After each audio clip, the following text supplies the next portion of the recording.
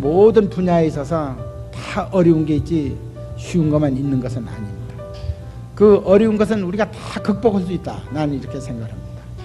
우리가 기업을 할 적에 많은 사람들이 그 수많은 기업을 어떻게 어려운 걸 해나가냐 이렇게 생각하는데, 나는 기업에는 어려움이 없다 이렇게 생각합니다.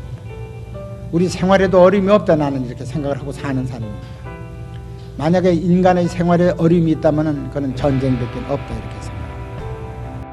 고 정주영 회장은 중학교도 진학하지 못했을 정도로 집안이 찢어지게 가난했습니다. 그래서 정주영 회장은 돈을 벌기 위해 가출을 4번이나 시도했습니다. 특히 마지막 가출 때는 복흥상회라는 쌀가게에서 일을 하였는데, 이곳에서 정주영 회장은 쌀가게 주인에게 엄청난 신임을 받았다고 합니다. 어느 정도로 쌀가게 주인이 정주영 회장을 신뢰하였냐면, 매일 여자랑 술판을 벌이며 돈을 쓰는 자신의 아들에게 사업을 물려주느니 차라리 정주영 회장에게 넘기는 것이 낫다고 판단하여 가게를 정주영 회장에게 물려줄 정도였습니다. 정주영 회장은 당시를 회상하며 전혀 생각지도 못했던 제의를 받았다, 고향 떠나기를 잘했다 라는 생각이 들었다고 합니다.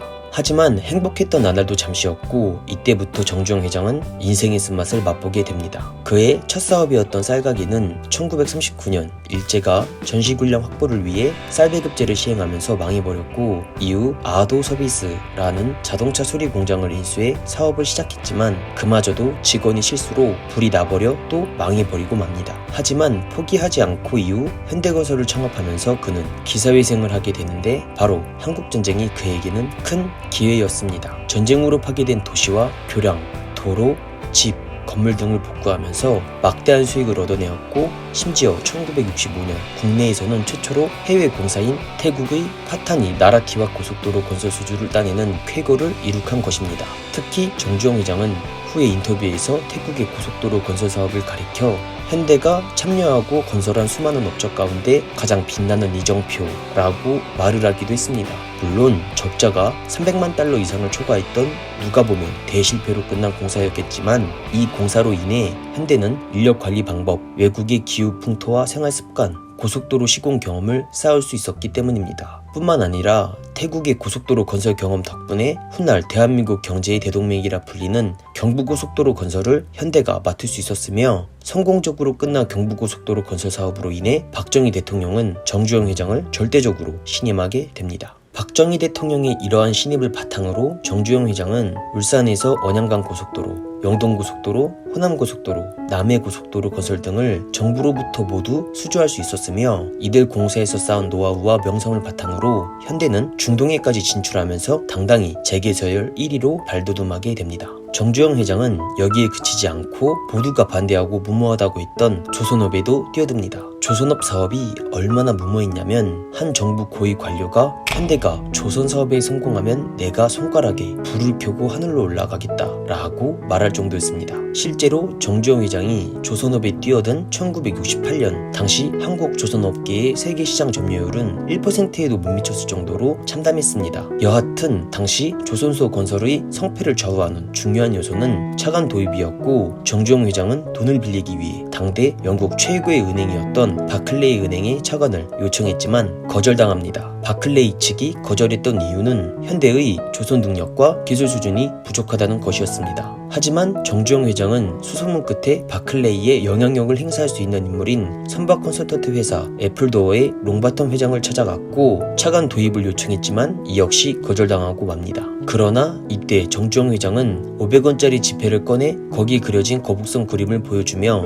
우리는 영국보다 300년이나 앞선 1500년대에 이미 철갑선을 만들어 외국을 물리쳤다. 비록 쇄국 정책으로 시기가 좀 늦어졌지만 그 잠재력만큼은 충분하다고 생각한다 라고 말하며 결국 차관 도입에 성공하게 됩니다. 뿐만 아니라 정주영 회장은 박정희 대통령의 신임을 받고 있던 터라 정부가 국가 보증을 서주고 있었고, 이 또한 차관 도입에 긍정적인 역할로 작용하였습니다. 우여곡절 끝에 차관을 얻어낸 정주영 회장은 1972년 3월 23일 오후 2시 울산 미포만 백사장에서 세계 조선사상 전례가 없는 최단기간 내에 최소 비용으로 최첨단 초대형 조선소와 2척의 유조선을 동시에 건설하겠다라고 포부를 밝히며 11년 만인 1983년 현대중공업은 수주 실적 1위였던 일본 미쓰비시 중공업을 제치고 세계 1위의 조선업체로 부상하게 됩니다. 정주영 회장은 사업을 시작하기 전에 꿈이 변호사였습니다. 이광수의 소설 흙을 보고 자신도 변호사가 되어 억울함을 겪는 사람들을 도와주고 싶었다고 합니다. 실제로 사법시험에 2번이나 응시하였고 2번 다 떨어졌습니다. 정주영 회장은 대기업 회장답지 않게 매우 검소한 삶을 살았고 또 구두쇠였다고 합니다. 일례로 그는 전차값이 아까워 집에서 일터까지 걸어 다녔고 또한 담배도 평생 안 피웠는데 그 이유가 배도 안 부른데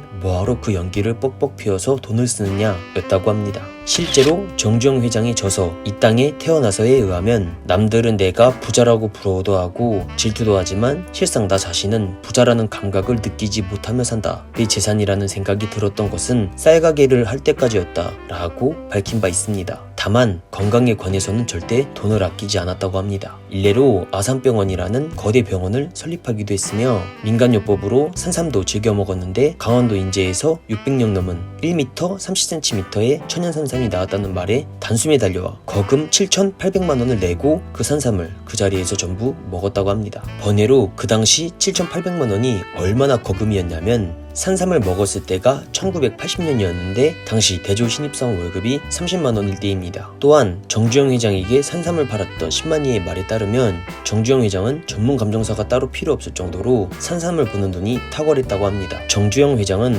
국회의원에 당선된 적이 있으며 더 나아가 대선에 출마를 하기도 했습니다. 정주영 회장이 대선에 출마한 이유는 권력의 괴롭힘으로부터 벗어나기 위해 출마했다라고 밝힌 바 있습니다. 하지만 아쉽게도 김영삼 대통령이 정권을 잡게 되었고 정주영 회장은 3위로 낙선하게 됩니다. 이후 김영삼 정권은 대놓고 현대그룹을 압박하였는데 강도 높은 세무조사는 물론 대출 규제까지 실시하여 현대는 한동안 어려움을 겪어야 했으며 이 일로 정주영 회장은 정계를 은퇴하게 됩니다. 정주영 회장은 2000년대 현대그룹 명예회장직을 퇴임하면서 총 217억이라는 퇴직금을 받았는데 이는 국내 사상 최고액이었습니다. 정주영 회장은 항상 아들들에게 사회적 책임을 강조하였고 그 가르침 덕분인지 직계 2세를 보면 정몽구, 정몽원, 정몽준, 정몽윤, 정몽일 회장 등이 모두 현역으로 군복무를 마쳤습니다. 특히 정몽구 현대자동차그룹 회장은 육군 병장으로 만기지대하였고 정몽준 아산재단 이사장 또한 ROTC 장교 출신입니다. 정주영 회장은 스포츠 마니아였으며 그 중에서도 씨름을 매우 좋아했다고 합니다. 정주영 회장이 씨름을 어느 정도로 좋아했냐면 현대건설 신입사원 연수 때 직접 삿발을 잡고 모래판에서 씨름 경기를 뛰기도 했을 정도였습니다.